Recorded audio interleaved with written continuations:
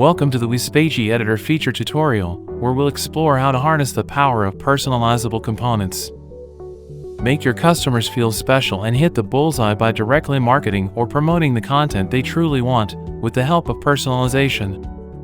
To add personalized text, simply go to the text label and enclose the desired value in curly braces.